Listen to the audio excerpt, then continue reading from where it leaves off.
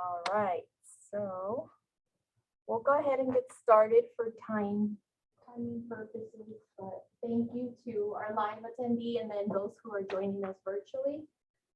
It's right 9 on the dot, almost 9:05 actually, so we'll get started today.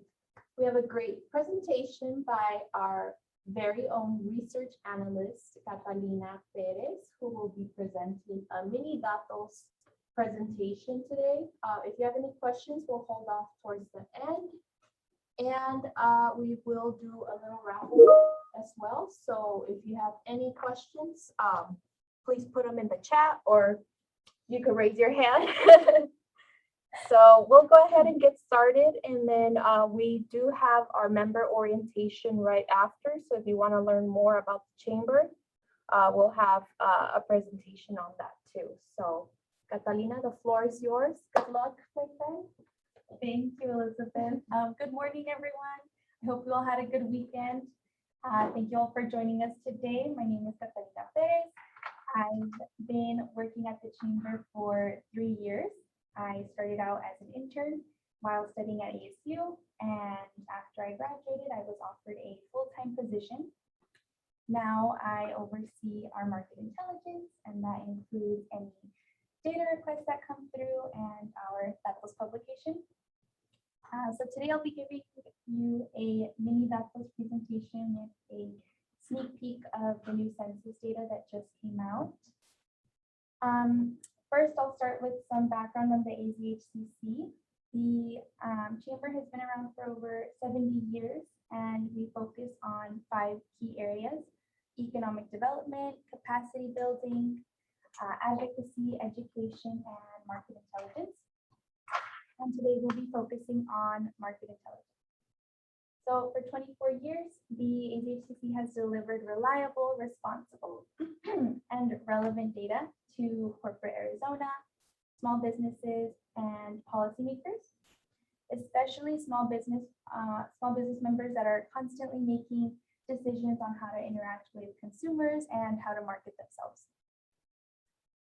So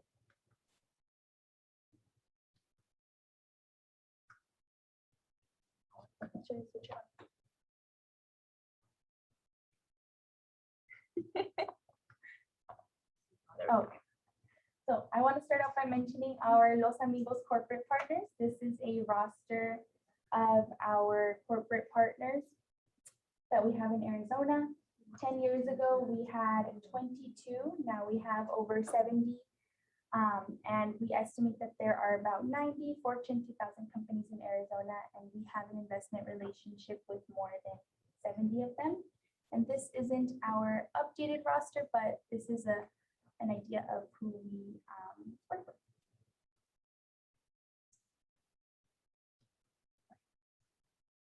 In the last 8 years, we've put out 10 marketing and research publications, both primary and secondary. We have Datos, which is our main publication for our market intelligence. And 22 years ago, when all of this was just getting started, the chamber was getting a lot of questions about Latinos in Arizona. So they decided to create some basic information. It was a publication of just a few pages, and the event had about 50 people in attendance. Since then, we've grown our market, and now our Datos event brings in more than 1,200 people. And last year, due to the pandemic, we had our first virtual Datos event and panel, which was still a great success, and we had more than 1,000 views on YouTube. And this year we'll be doing it in person again on October 29th. So some more information on Datos. It is our most comprehensive compilation of secondary research on Hispanic consumers in Arizona. No other chamber in the country does something like this to our knowledge.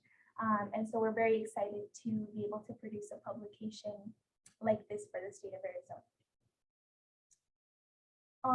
In addition to Datos, we have primary research, and that report is the Minority Business Enterprise Study. We surveyed 800 minority-owned businesses back in 2012, and that work hadn't been done since 2007. So It was a great pre and post recession analysis. From that minority business enterprise study, we created the 4 studies on the right: the minority business enterprise report, the women-owned business enterprise report, the family-owned business enterprise report, and the Hispanic-owned enterprise report. Some of the key findings from that study was that 56% of those minority-owned businesses are family-owned. And one of the issues that we found is that there's a huge lack of succession planning. So we interviewed those businesses and we asked them why did they want to start their business, and the response was usually that it was for their children, for their legacy. And afterwards, we would ask the children about the business, and their response was usually that they didn't want to take on the business. So again, that showed us that family-owned businesses don't have the sustainability or the resources that they need to continue doing business in Arizona, whether it's from a structural or financial standpoint. In the middle, we have our best practices. Our 70+ corporate partners look to us to provide these best practices so that they could do business in a responsible way. They're almost like a how-to for corporations. For example, our supplier diversity best practices tells you how to start doing business with minority suppliers and how to increase business with minority suppliers. Also, it's not shown here, but we just came out with our diversity, equity, and inclusion white paper, which serves as a guide to how corporations are working to create effective DEI efforts. So all of this gives you some more information on what we do, and we like to go in depth because we consider the Azhcc to be very different from other chambers of commerce in what we do, in what we produce, and the information that we provide.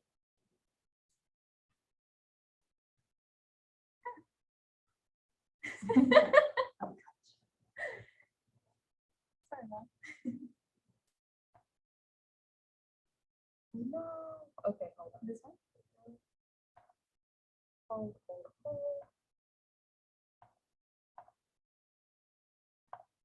Okay, there we go. Okay, yeah. So of course, none of this would be possible without the volunteer efforts of our Datos committee. Our Datos publication is a 10-month process, and these dedicated subject matter experts lend their expertise, knowledge, and data tools to the publication to shape an objective and informative report. They help guide the conversation and data, and during the process, they make sure to look at any small details as well.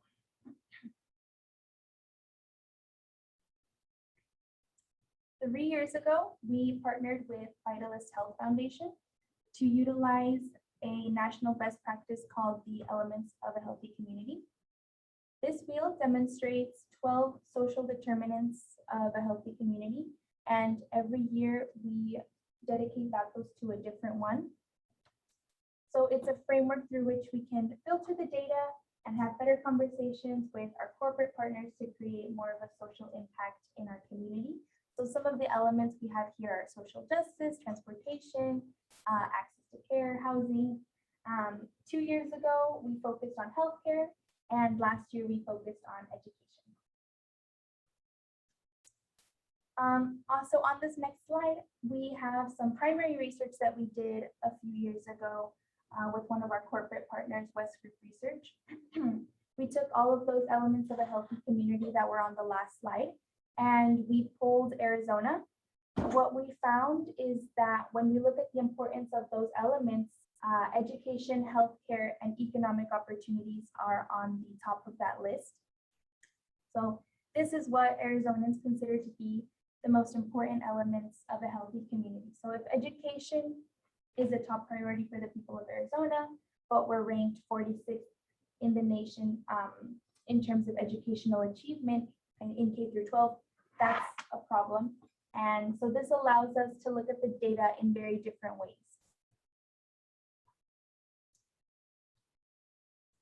Okay, So we always like to say that if there are 4 numbers that you should remember by the end of this presentation, it's going to be these 4. And the updated numbers will be shown in our new datos report this year, but I'll go ahead and go through them and I'll jump back and forth between population, our purchasing power, and the new census data. So we have a population of 62 million Hispanics in the US, and that does not include undocumented and Puerto Rico. So breaking that down a little bit, 20 years ago, 60% of the 62 million of the, no, 20 years ago, 60% of the Hispanic population was foreign born, 40% was US born. Over the last 2 decades, those numbers have reversed. Now the majority being US born, so 60% of the Hispanic population now is US born, 40% are foreign born. If Hispanics in the US were their own country, if all Hispanics in the US were their own country, they would be the 25th largest country out of the 233 recognized countries. So if those 62 million Hispanics in the US were their own country, they would be larger than Spain and every Latin American country with the exception of Mexico and Brazil. Spending power is also significant. US purchasing power reached 1.9 trillion in 2020. And even at 1.7 trillion in purchasing power, that number rivals Australia and Canada's GDP. We have 2.2 million Hispanics in Arizona. 30% they represent 30% of Arizona, 40% of Phoenix Metro, and 50% of our K-12 system. Arizona being in the top 10 of all states with the most growth since the year 2000. The Hispanics buying power in Arizona reached 63 billion in 2020.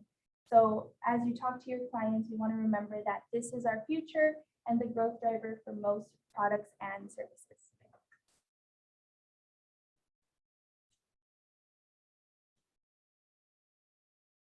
So now I'm going to give you all a small preview of the new census data. And like I said, we'll jump back and forth, but this next slide, we can see how much and how quickly the Hispanic population has grown in the US, again at 62 million. Claritas, which is one of our research partners, they are on our datos committee. They provide profiles of Arizona and major cities in the state. So we know that Hispanics account for 1/3 of the state's population, 30%, and second only to white non-Hispanics. The state of Arizona has the 4th largest population behind New Mexico, California, and Texas. Last year, we were 6th largest. So again, just how quickly we're growing, how quickly our Hispanic population is growing.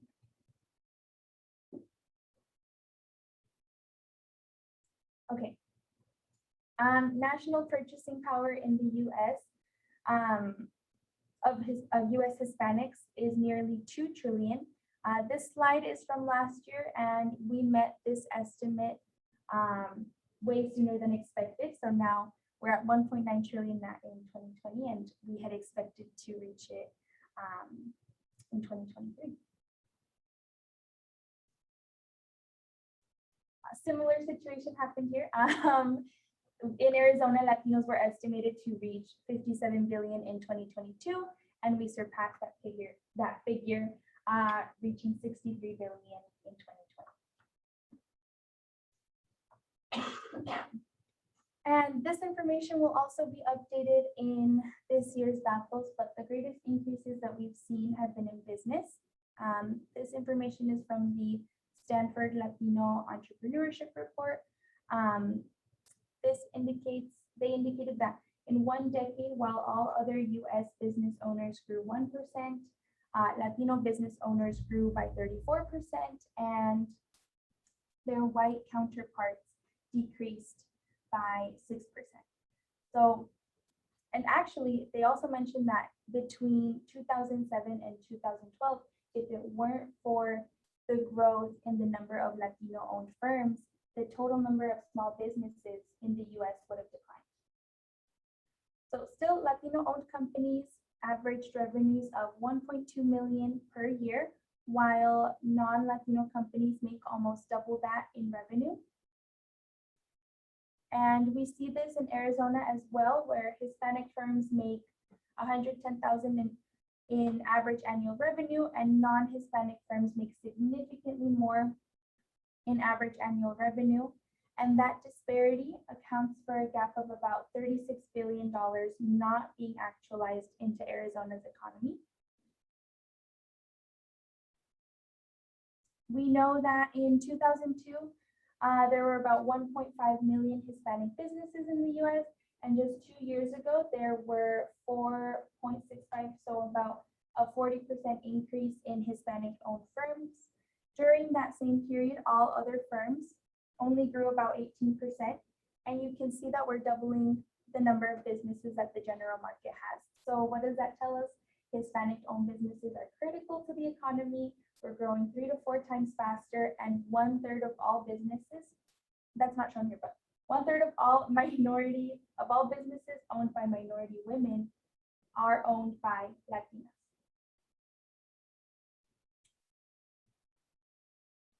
Okay. More than 40% of Hispanic businesses that make more than 1 million in annual revenue are immigrant-owned. So when it comes to our economy, immigrants play a significant role, not just in the workforce, but as business owners as well.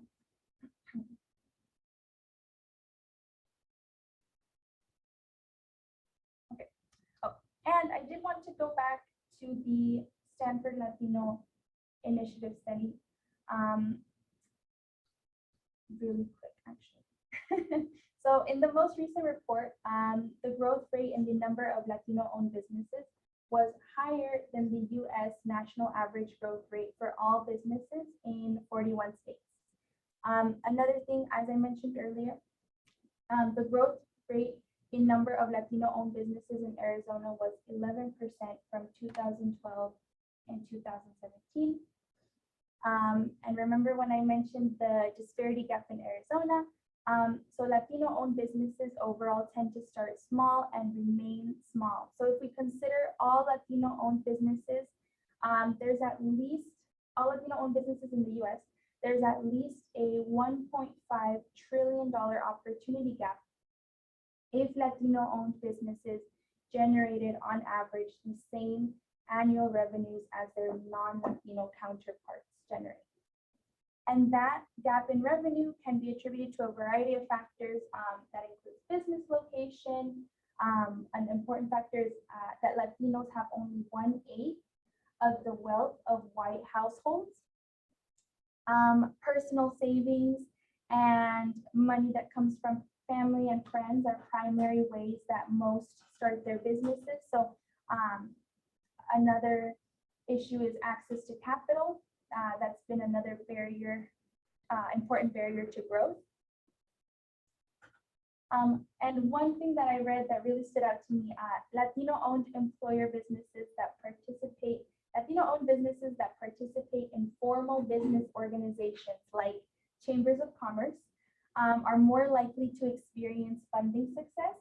So Latino-owned businesses that were a part of organizational networks are more than twice as likely to experience funding success as those that did not engage in any networking activities.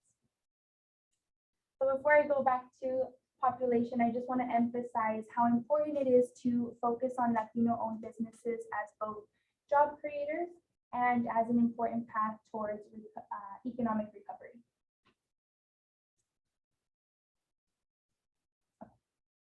So going back to Hispanic population, second largest in the US, we're the fastest growing minority at almost 19, we represent almost 19% of the US population. These next two slides really surprised me, but back in 2017, the US Census estimated that the Hispanic population was going to increase by 93% between 2015 and 2060, and they estimated that the white population would begin to decrease. And this year, for the first time in 10 years, the US white population has decreased. So the white population went from 76% of the US population to 71%, and the Hispanic population went from 16% to almost 19% in the last 10 years.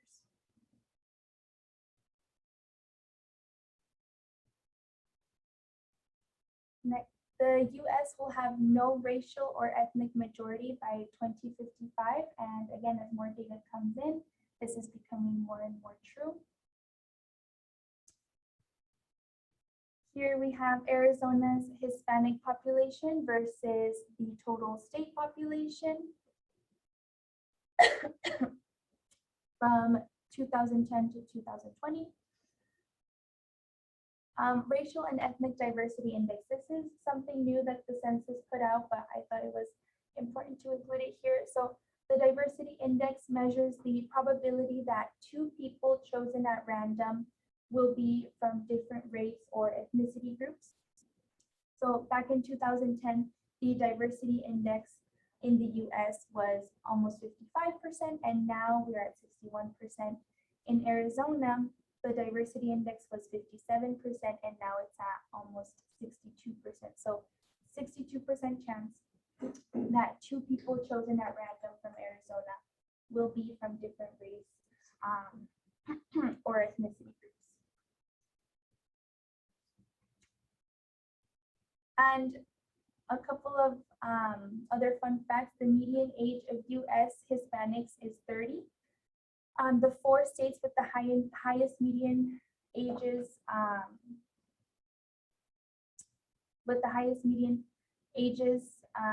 are Florida, New York, New Mexico, and New Jersey. The 2 most populated Hispanic states, California and Texas, have median ages of 30 and 29. Among those 12 states with more than 1 million Hispanics, these 4 have the lowest median ages: North Carolina, Georgia, Pennsylvania, and Arizona, which has a Hispanic median age of 28. South and North Dakota each have fewer than 40,000 residents, 40,000 Hispanic residents, and their Hispanic residents are also the youngest by median age, 23 and 24. And as I conclude my presentation, I just want to go over the 4 key numbers that we went over at the beginning. The US Hispanic population, 62 million. Arizona Hispanic population, 2.2 million. US Hispanic purchasing power is 1.9 trillion, and Arizona Hispanic purchasing power, 63 billion. So yeah, so that concludes my mini Datos presentation with a little bit of our new census data. Is anyone from Virtual audience. from our virtual audience or our in-person audience? Thank you, Kathy. That was great. This was our first in-person presentation, so we're very proud of Catalina. Let's see here. We have a couple people. If you happen to have any questions for Catalina, now is your chance. She will be from now on our face of Datos. So any statistics, any information that you would like on the Hispanic purchasing power, anything that's related to our Datos publication in past years or what's to come, you know, she's your main contact. But let me see here.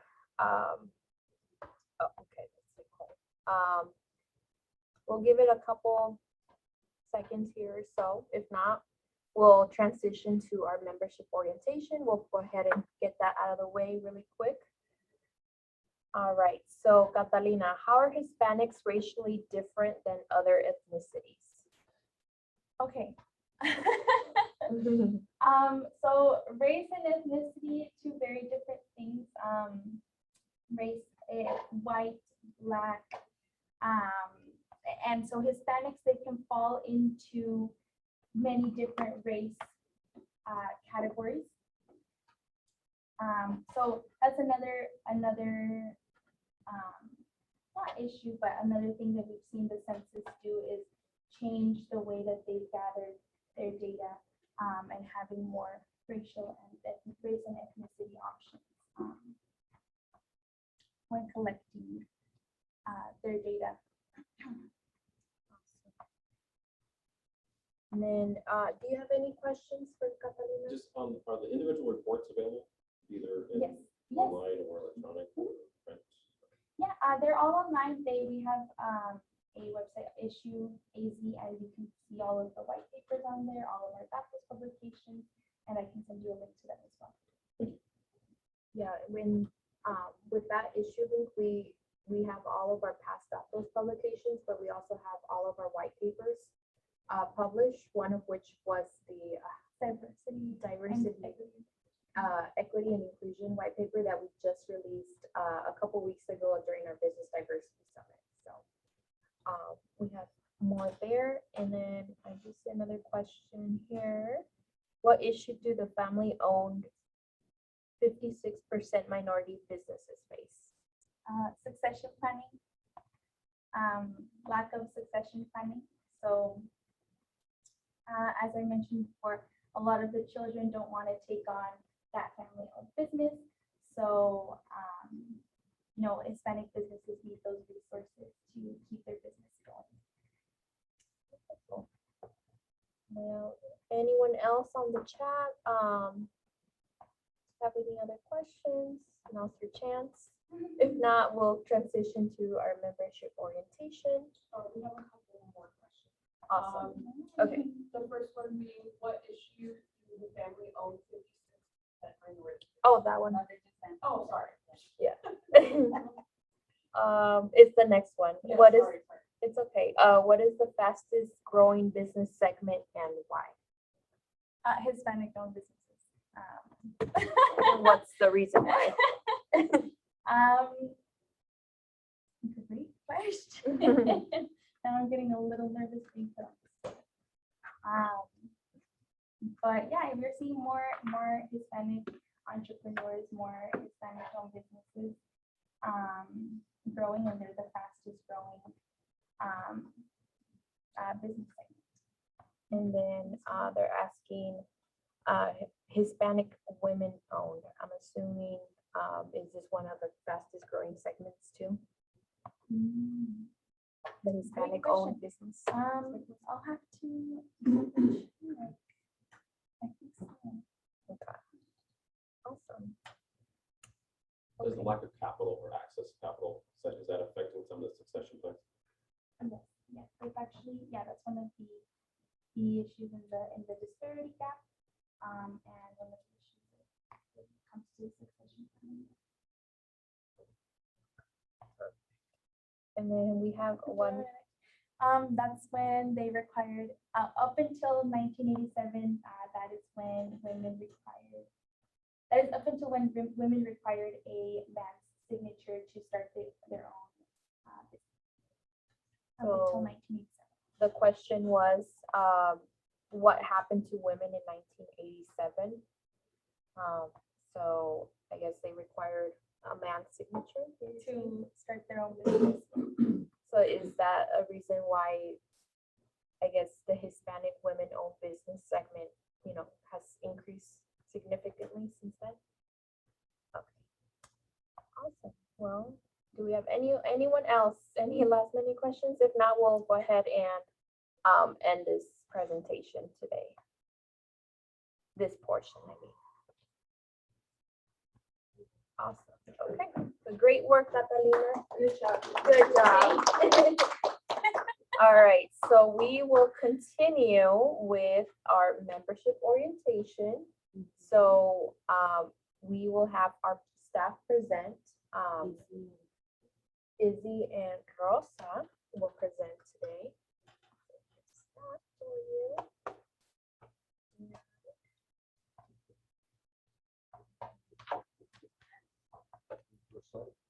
All want to do? Welcome, everyone. Welcome, everyone. Thank you for being here. And those of you that are at home, welcome to the presentation here, our new member orientation. I got selected at the last second to do this, so if I hit the slide too fast, forgive me, okay? So here we go. Our mission at the Chamber is to promote the success of Hispanic-owned and small businesses by facilitating business relationships, economic development, and sharing of knowledge for the benefit of the state of Arizona and the growth and success of the members of the Chamber. Now, remember that the Arizona Hispanic Chamber of Commerce has been around 70 years at the county, so we've been around quite a bit, and we've helped a lot of business owners grow. Our leadership team, our president, Monica Villalobos, President CEO, excuse me there. Suzette is our VP Finance and Administration, and Cristina Gonzalez is Director Marketing and Operations. I won't go through all of us, but there's our staff, internal staff, okay? We do also operate the Arizona Hispanic Chamber of Commerce.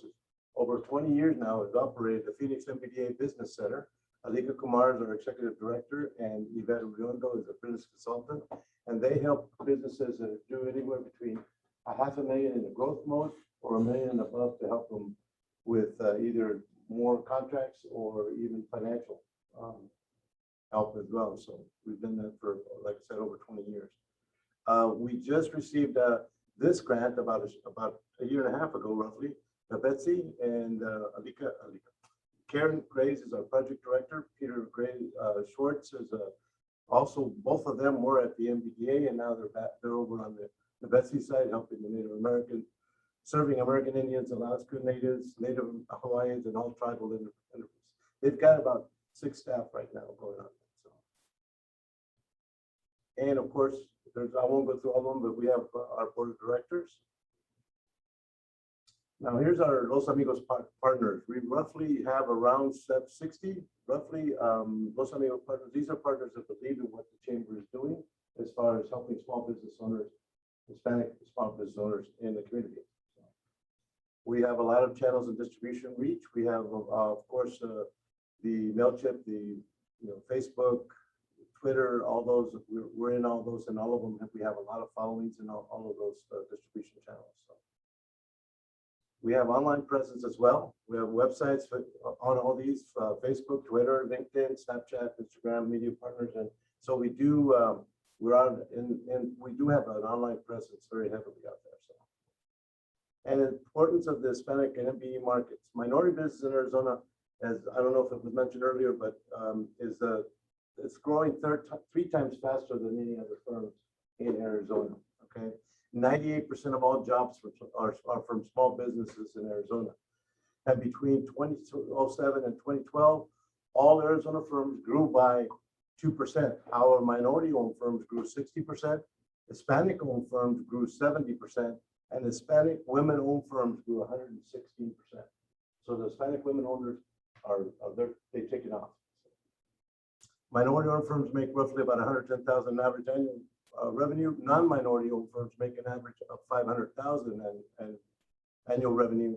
That's a revenue party gap between $36 billion not being actualized in the Arizona economy.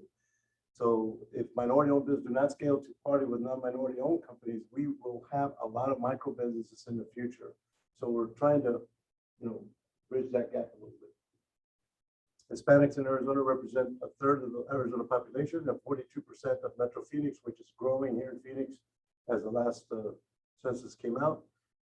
Significant impact on the state future workforce. 1 in 3 under the age of 18. Minority exceeds non-minorities in school enrollment as well. So 45+ billion in annual purchasing power. So this is kind of the stuff that doctors will bring out every year. So I want to make sure that you attend, whether it be virtually or in person to that. It's very, very important to know what the market is doing. And the pivot strategy for everyone right now. The Arizona team responded to the COVID crisis by going virtually and delivering the same quality content, program, and support that all small business members and corporate sponsors have come to expect. COVID-19 Small Business Resource website page kind of gives you a little rundown of what we're doing. And we also have capacity building weekly webinars webinars, virtual signature events, AC Small Business Success Grants, and like this event here, to have it start to have it virtually as well. So what I'm going to do right now is I'm going to pass it over to Rosa so she can go over the key initiatives and impact areas that the chamber has. We have about 5 pillars that we. Yes. Thank you, Jerry, for attending today. So as you know, are you familiar with the chamber, I assume, right? Have you been part of the chamber previously? Yes. Okay, perfect. So as you know, we have these pillars as we function as a chamber to, develop a strategy and help better our community. We have economic development, market intelligence, that is a portion that was explained by Catalina and Easy. We have capacity building, which help us to develop network events and training and programming. This particular pillar has been very crucial for us during COVID because we were able to develop programming to help business to go through the process of changing the way that they did business through the pandemic. Also help us to develop more programming and have grants that allowed us to help and serve the business community. The advocacy, and we have also education within a strong pillar where we're trying to develop new leadership and help the community, the students and the Hispanic community. So I will just go briefly here. As you know, the MPDA is a minority business center, is helping business with, the mid-sized business when they've already grown and they have a lot of other opportunities to do businesses with the government. And AC was part of it. So that's how he brings the expertise to us in the chamber to help those mid-sized business to grow, find the certifications they need to pitch business, to be ready, not only on the economic side, but also in the strategy and all the process that it takes to get bigger contracts. Also, we developed a small business success grant. I just want to let you know that the chamber has been as healthy as it's ever been. We are an 80 years old institution, and the last 10 years we have developed our staff or programs and all the resources as the chamber that we can provide, so we can help businesses with everything they need. And if we don't know, we will find somebody to help you. A small business grants was a program that was developed through the chamber last year to help business to overcome the first month of the harsh of having closing their doors. We supported our small business owners with the funding of some banks like Raza Development Fund, US Bank. All those sponsors help us to provide some money to the small business owners. And they, as you know, they're like, the cash flow is not that, they depend on their clients. So during that rush time of when they have to close their doors, the chamber was able to support them economically. As you know, we have some success stories. You can visit our Facebook page, and then you will see the videos and information on those events, on those members. We founded 50 members, actual members of the chamber, and they got $1,000 grants. Some of them got it after 8 weeks, eight times. So we already talked about market intelligence, about the importance of datos. And we continue during the pandemic with our webinars. We are now in the process of restating our networking events. The strongest ones in the signature event, networking events for the chamber are the Buenos Dias networking breakfast. And they contact us after 5, which we're still working on that one, and the annual meeting. As you know, we're still evaluating COVID restrictions through the CDA and the state policies. We still scheduled to have a live event. Our biggest one is the Black and White Gala, which is happening in 2 weeks. So we still scheduled for that, and hopefully everything goes well. And we're planning to have all the restrictions needed to keep our audience and attendance safe. We have 6 signature events. We already did the woman and entertainment business. It was this program is specifically to highlight women in business. As you saw, women are the highest, Hispanic highest ownership in developing entrepreneurship. So we're trying to support that, providing programs and resources for them to grow as business owners. We have the Black and White Gala coming up, datos, and the Business Diversity Summit that this year we have done virtually. It's available on YouTube, on our YouTube channel now. So if you're interested in look at it and see what was about, I appreciate if you can do that. And let me move quickly here since we already talked about all of this. So golf tournament is run by the Arizona Hispanic Foundation. And this program is specifically to raise funds to help students. Our scholarships open in the month of January, and the awardees get selected by the month of March or April, and that's how students get funded for the upcoming education cycle. It's open to anyone. It doesn't need to be affiliated to the chamber. So if you know anyone that it might be interesting and fits in the requirements for the scholarship, I do highly recommend for you guys to share, spread the word. We need more to help more students. And we have this group, that ambassadors group is an extension. I call it like extended employees of the chamber, or extended family of the chamber. They really help us to spread the word, to network, to keep the community close on our members, to help each other. We have right now an attendees of between 25 to 30 people constantly participating in these meetings. We're gonna have our next meeting in September 29th. It's gonna be from 4 to 5, just the portion of the program, but then the Phoenix Rising is inviting us to stay for a watch party at the church well. So September 29, register. All the information is online. And if you're interested in participating in this group, please connect with Angie or Eric or Izzy, and we will add you to the list, so you get all the notifications on this team. And then last one, well, we have advocacy. As you know, chambers have been known for being as very strong participants of the political arena. In our case, we don't focus all the energy on that. We do participate. We have a public policy committee very highly involved in the developments that are happening on the Capitol, or on our policies that can affect businesses. So they are the ones evaluating, and when they see something that is really gonna impact our community or business community, and letting us know that they need assistance, that group provides advice to our board and to our president, so we can make the right decision for members and for the Hispanic business community as well. And last but not least, this is I will say the pillar that is close to my heart. We work really hard to raise funds to support students. I think this is the 10th year that the Hispanic Chamber of Commerce has been supporting students. We have given away like more than $500,000 helping students throughout this time. We continually working and raising funds for this program.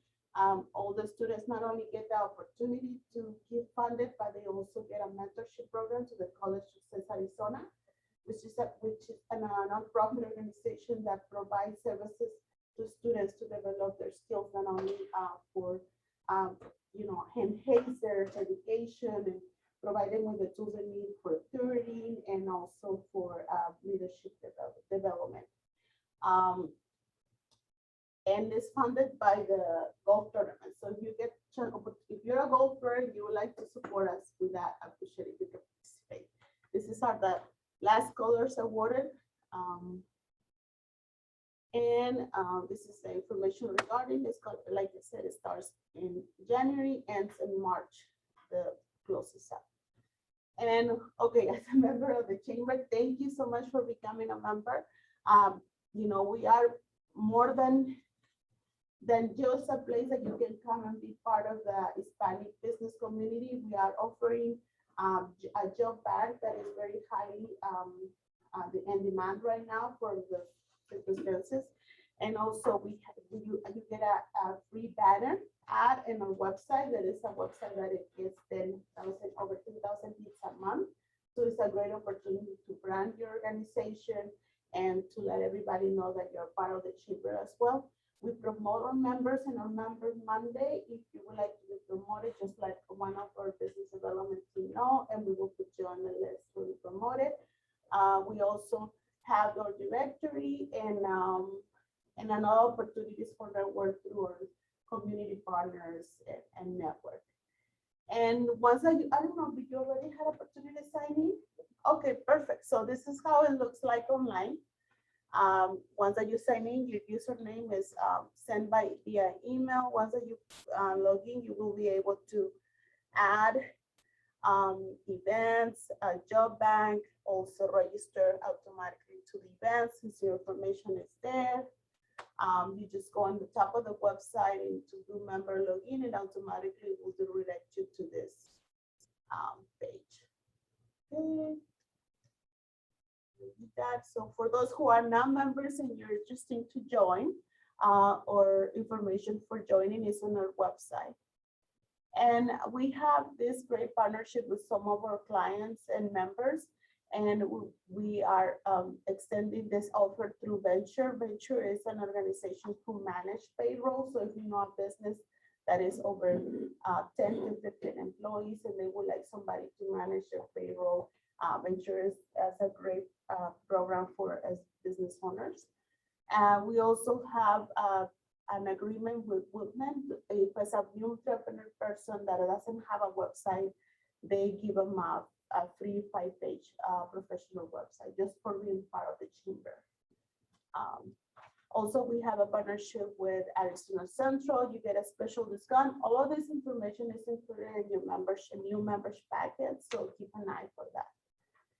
And we also have a partnership with Complete Print Shop, and they're giving us $1,000, 1,000 business cards. I'm sorry, 1,000 business cards for new members. And you just need to let them know and send that information as well. We also have a partnership with the Phoenix Sky Harbor, and they're providing a 50% discount on the parking for those who travel for business. It's a great place to go and get your discount. We have a strategy also as another member of the chamber who provides business consultant services. If you are interested, just reach out to them. Like again, all this information will be included in your packet. And I don't know, Jerry, you have any questions? Are the membership Monday spotlights, is there a weight or is it Yes, kind of a random selection? Well, we started the last year as another strategy developed with COVID, trying to help our members to become more visual to those people who were online. And it's been very successful. We have run it almost a year running, and all you do is just send us a note. We will put you on the list, and the weeks go by quickly. We're trying to also when we send e-blasts, also highlight the business. So you send that as information, and we will talk to you. Well, but this is all for us. I don't know if you have any other questions. Well, thank you for coming back. And I don't know if you guys know Jerry. I met him when we worked at the other office, and he came to apply for one of the jobs to be part of the team. But we're really grateful. We didn't scare you away. No. And you came back. Thank you so much. Well, thank you for everybody who's attending online. If you have any questions, please let us know. And thank you so much. I think we're done. Thank you. Thank you, Jerry. Well, as a little token of coming in. Yes. We actually did a little raffle, and then we have a pair of tickets to go see the D-backs. So we'll be sending those electronically later on today. And then I have a little goodie bag with D-backs items for you, so. See? I don't put my card in the No. You may not get pulled. fishbowl.